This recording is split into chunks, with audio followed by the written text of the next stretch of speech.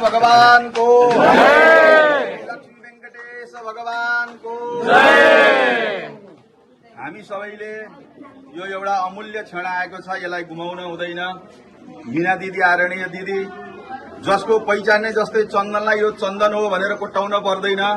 कसैले चाहिँ जिते भने यो गर्छु भनेर बाँकी चाहिँ सम्झौता गर्छन् अथवा बाँकी चाहिँ हामीहरूलाई एउटा देखाउँछन् भने मीना दिदीले समग्र जीवन नै हामी सबै समाजको, गरिबको, दुखीको, असहायको, धर्मको लागि लड्नुभयो। पछि के गर्नु होला भन्न पर्दैन।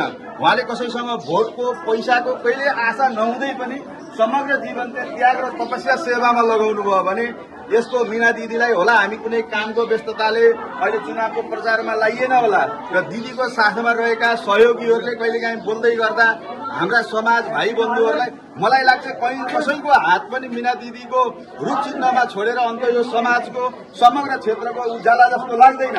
तर हामी रहेका मान्छेले साथसाथै कोही हिँडेन भनेर बोल्दै गर्दा कसैलाई होच्याएर व्यङ्ग्याएर बोल्दा मन बिग्रेर घट्न सक्ला। त्यसरी कति नबोलौँ, पछाडि हिँड्ने मान्छे र घरभित्रै बसेका मान्छे पनि केही बाध्यता होला, समाजमा विभिन्न कारण हुन सक्छ। तर तिनलाई पनि समान रूप लिएर राम्रो बोलीले हेर्यौँ भने कुनै पनि हालतमा मीना दिदी पछि पर्ने अवस्था देख्दिन र पछि पार्न पनि हुन्न र हामीलाई ठुलो पाप लाग्छ, अधर्म हुन्छ।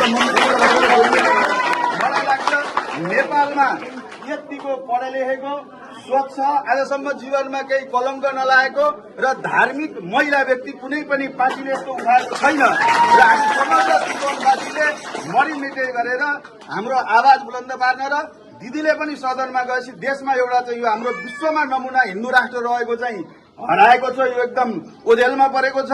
र नेपाली कांग्रेस पार्टीले यदि हिन्दू राष्ट्रको नारा उठायो भने यो पार्टी सदा चाहिँ अग्रगामी हुन्छ। यो पार्टीले बुझ्नुपर्ने पनि छ र मीना दिदीले चाहिँ यो कुरा सदनमा गएर चाहिँ यसलाई एकदम उग्र रूपमा उठाउनु होला र दिदीलाई जिताउन हामी सबै जसरी लागिरहेका छौँ चुनाव समय यसरी लागेर दिदीलाई जिताउँ। दिदीको जय होस्, कल्याण होस्। भगवानले हामी सबैलाई सद्बुद्धि दिनु। श्री लक्ष्मी नारायण भगवानको